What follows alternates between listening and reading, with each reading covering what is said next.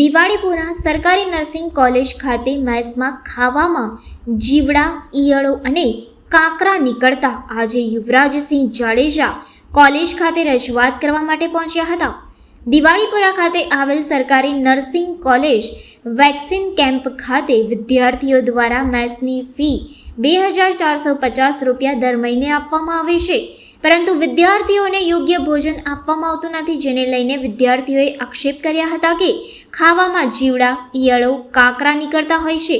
વિદ્યાર્થીઓએ અનેક વખત રજૂઆત કરી હોવા છતાં પણ કોઈ પણ પ્રકારની સમસ્યાનું નિવારણ ન થતાં આજે યુવરાજસિંહ જાડેજા સરકારી કેમ્પસ ખાતે આવી પહોંચ્યા હતા અને કોલેજના અધિકારીઓ સાથે ચર્ચા કરવા પહોંચ્યા હતા, પરંતુ તેઓને મળ્યા પણ નહીં. વિદ્યાર્થીઓ દ્વારા આક્ષેપો કરવામાં આવ્યા હતા કે ખાવાની સાથે સફાઈની સુવિધા પણ અહીંયા મળતી નથી, જેને લઈને વિદ્યાર્થીઓમાં આક્રોશ જોવા મળ્યો હતો. વધુમાં યુવરાજસિંહ જાડેજાએ શું જણાવ્યું, આવો સાંભળીએ. અહીંયા જે જમવાની વ્યવસ્થા છે એ ખરેખર ખૂબ જ દયનીય પરિસ્થિતિમાં છે. જમવાની અંદર જોવા જઈએ તો ઈયળો નીકળે છે, મકોડા નીકળે છે, કાંકરા નીકળે છે, અને તેને લઈને જો વિદ્યાર્થીઓ ફરિયાદ કરે તો એ વિદ્યાર્થીઓ ઉપર જ કહી શકાય કે દંડ આપવામાં આવે છે. બીજી વાત કે અહીંયા જે સામાન્ય રીતે જે સુવિધા હોવી જોઈએ કે પાણીની, તો પાણીની સામાન્ય સુવિધાઓ નથી, યુરિનલની સુવિધા હોવી જોઈએ. તો યુરિનલની હાલત એટલી ગંદકી ભરી છે કે તમે જોઈ શકો છો કે યુરિનલ જવા માટે પણ જે બહેનો છે, ભાઈઓ છે, તો ખૂબ જ ગંદકીનો સામનો કરવો પડે છે. અને ફરજિયાત તમે જમો કે ન જમો, તમારે 2400 રૂપિયા આપવાના જ, એવું તો અહીંયા ફરજિયાત કરવામાં આવ્યું છે. બીજી કે એસએનએ ફંડના નામે, એસએનએ ફીના નામે દરેક વિદ્યાર્થીઓ પાસેથી 100 રૂપિયા દર મહિને લેવામાં આવે છે.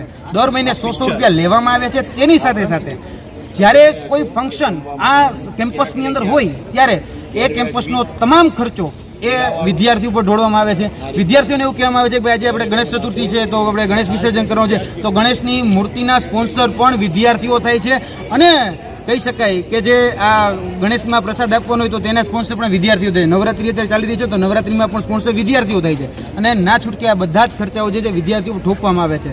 તમે ઘણી વખત આની બાબતોએ બેનને અહીંયા જેમને ફરિયાદો મળી એને પૂછવાનો પ્રયત્ન કરો કે તમે કોઈ કમ્પ્લેન કરી છે કે નહીં, તો કે સાહેબ અમે કમ્પ્લેન કરીએ છીએ, પરંતુ જ્યારે અમે કમ્પ્લેન કરીએ છીએ ત્યારે અમને ધાક ધમકી આપવામાં આવે છે.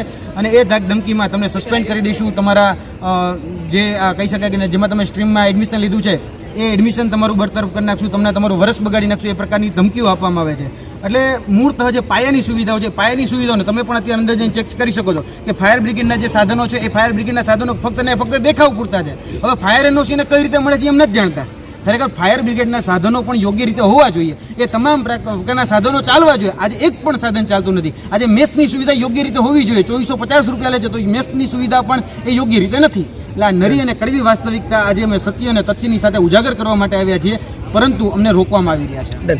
કઈને અમારે જમવા બાબતે પણ કેટલી સમસ્યાઓ છે. યુનિવર્સિટી કઈ પણ એક રીતે ઉડી પડ્યું છે કે ઉપરની પડ્યું છે, પણ અમે કેવી પ્રમાણે તો આ પ્રકારનું ફરિયાદ કરીને રજૂઆત કરી હોય કરી તો હશે જ તે, પણ આ છે કે સાફ સફાઈ બાબતે પ્રોબ્લેમ છે અને પીવાનું પાણી પણ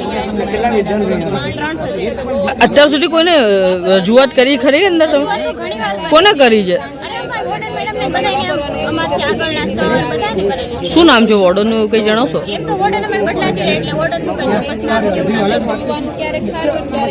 સમસ્યા હતી અને તમે અત્યારે બોલાયા છે યુવરાજભાઈને, શું કહેશો?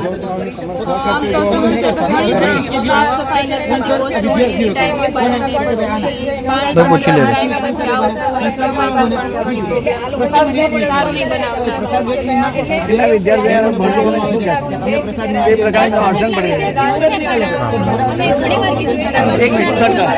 લઈ લો.